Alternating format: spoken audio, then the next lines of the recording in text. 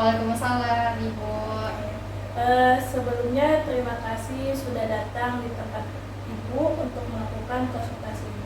Iya, sama-sama. Sebelum mulai konsultasi hari ini, apakah boleh memperkenalkan diri dulu? Nama kakak siapa? Ya, untuk nama saya Putri Ananda Syifa. Usia? Usia saat ini 21 tahun Ibu. Oke. Kuliah di mana? Kalau untuk kuliah saat ini di Universitas Negeri Jakarta. Oke, baik.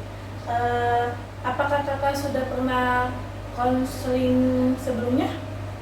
Konseling sudah pernah, cuman waktu itu konselingnya beda tujuan gitu sih. Oke. Kalau gitu apakah sudah siap untuk saya jelaskan konseling itu apa? Boleh, mungkin yang konseling sebelumnya beda kali ya artinya ya, mungkin boleh dijelaskan kembali.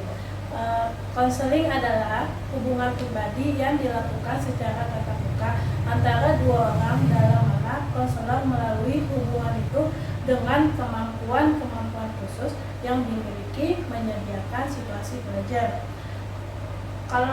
Apakah sudah jelas yang Ibu jelaskan? Sudah cukup jelas. Baik.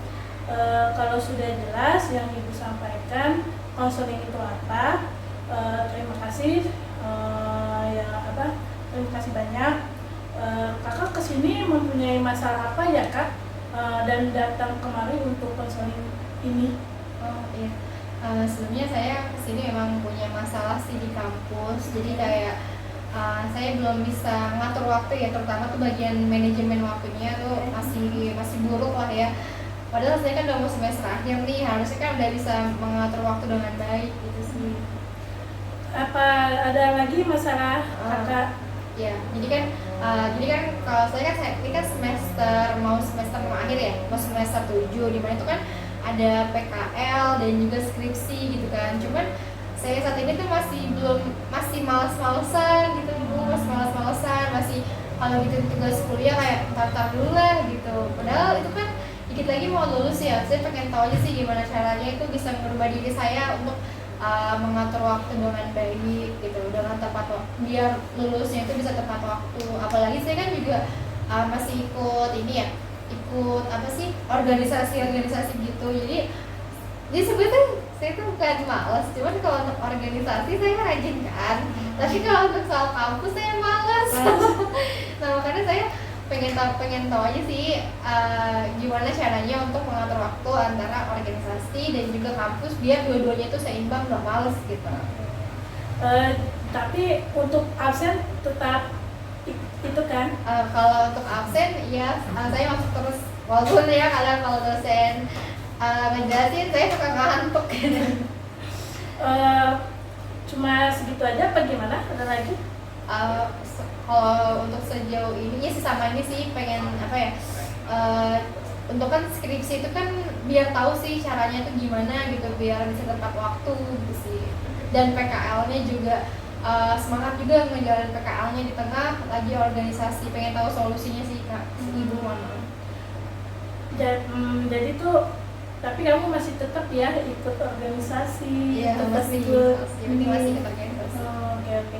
Tapi nggak ganggu kan dengan kuliah kamu, waktunya gitunya? Kalau untuk waktu sebenarnya ya pasti ya terganggu gitu ya, karena aku juga belum bisa mengatur waktu dengan baik ya, jadi kayak berantakan, jadi jadwalnya tuh berantakan. Misalkan kalau lagi waktu di kelas tuh ngantuk gitu kan, karena di organisasi tuh acaranya atau ada gimit Zoom itu sama teman-teman organisasinya sampai tengah malam gitu, jadi kayak ngantuk. Jadi kalau sudah sampai kampus belajar bukannya fokus malah ngantuk, malah tidur gitu sih. Terus ada lagi apa gimana? Sama ya, jadi saya nggak bisa fokus ya, saya ketinggalan mata pelajaran, jadi kayak harus ngejar kalau UTS atau UAS, jadi kayak sistem kebut semalam. Jadi kayak saya harus belajar dari bab 1 sampai bab 5 dalam satu waktu buat UTS kan numpuk gitu kan. Jadi saya sangat melelahkan. Ya yang penting jaga kesehatannya, itu yang penting sih. Terus kalau misalkan gak usah ikut organisasi, jadi tuh kayak kamu tuh itu aja apa sih namanya, pentingin kuliah dulu pada organisasi gitu.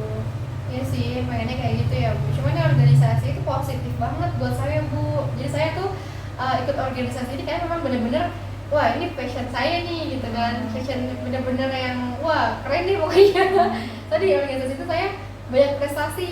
Jadi kayak saya ikut juara karya tulis ilmiah, juara pidato gitu bahasa Inggris gitu. Saya menang mulu di organisasi itu karena tuh bener-bener ngebuat saya itu melatih soft skill saya, hard skill saya gitu kan. Jadi saya bisa mengembangkan bakat saya. Oke. Jadi begitu masalahnya. Jadi saya bingung nih gimana mengatur waktunya gitu. Ya coba aja kamu ngatur waktunya gimana. Ya menurut saya sih fokus aja dulu kuliah kamu gitu. Kalau emang emang sih sebenarnya organisasi itu penting ya, penting banget ya. Untuk kita juga apa sih namanya mengembangkan diri juga, terus juga bagus juga ikut organisasi gitu. Ya tapi gimana ya udah semester terakhir terus ikut organisasi juga kan, ntar bikin skripsinya belum, PKL-nya belum ya kan, dari situnya nanti juga kesehatan kamu juga terganggu. Ya sih, terus juga nanti apa namanya stres inilah gitu kan, jadi dari situnya. Terus apakah ada lagi? Iya ada sih.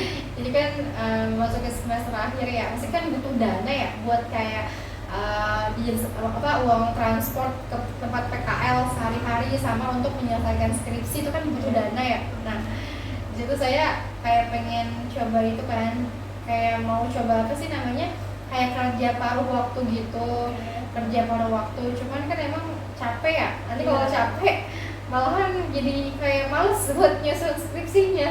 Jadi bingung sih gitu. Nanti aja lah kalau udah selesai kuliah, maksudnya udah lulus kuliah baru bisa kerja sambilan gitu. Iya sih, tapi kan nggak mau ngerepotin orang tua juga ya, apalagi kalau misalkan biaya printan skripsi itu kan mahal kan, sampai kayak di jutaan gitu kan kalau revisian gitu Bu. Jadi pengennya sih ya gitu kayak ada kerjaan yang bisa nyambi gitu.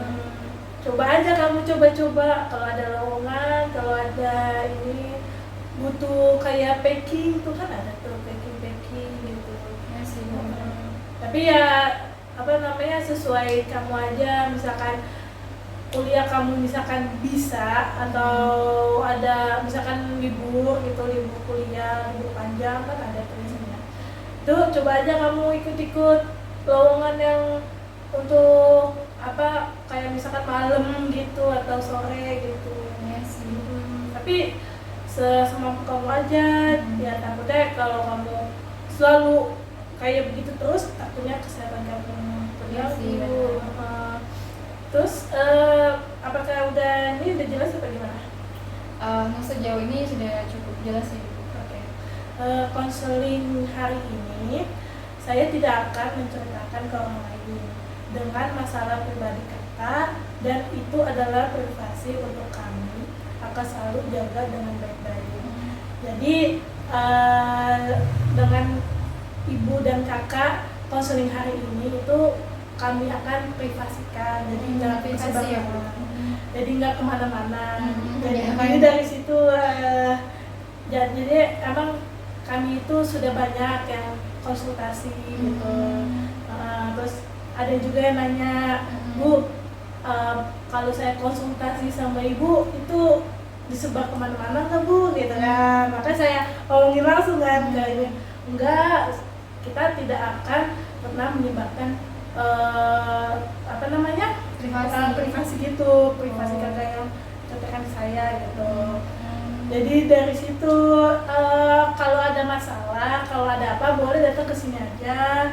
Bisa ya Bu? Bisa. Bisa konsultasi lewat online gitu nggak, via WhatsApp gitu? Sebenarnya bisa, tapi nanti kalau misalkan kakak punya waktu dan saya juga punya waktu, nanti kita Meet atau Zoom atau yang bisa lain. ya pakai aplikasi conference gitu ya? Karena kalau kesini kan lumayan jauh ya. Tadi naik apa kesini? Tadi kesini naik KRL. Oke. Saya di Rangkas Bitung. Jauh banget kesini. biasa saya bingung buat mengatur waktunya, jadi kan belum tahu gitu kan solusinya, pengen benar-benar bisa punya solusi untuk mengatur waktu dengan baik. Apalagi saya kan dengan PKL sama skripsi ya. Ya soalnya di sini aja Jakarta Selatan kan. Daerah ini Iya. KRL sekitarnya ya 1 jam 2 jaman lah. Lumayan ya. Terus Untuk mendapatkan tadi skripsi. naik apa ke sini? Naik KRL doang apa? Kan ada. Sampai stasiun saya naik Jaklingko. Oh di Kuala berarti ya. Iya. Terima kasih ya sudah datang ke sini. Udah waktu-waktunya udah ke sini dan terima kasih banyak udah menceritakan masalah kakak ke ibu gitu ya. Ya sama-sama Ibu. Nanti kalau misalkan ada saya punya masalah, saya konsultasi lagi ya Bu ya. Boleh datang aja ke sini. Iya, baik Ibu. Terima kasih. Assalamualaikum warahmatullahi wabarakatuh. Waalaikumsalam warahmatullahi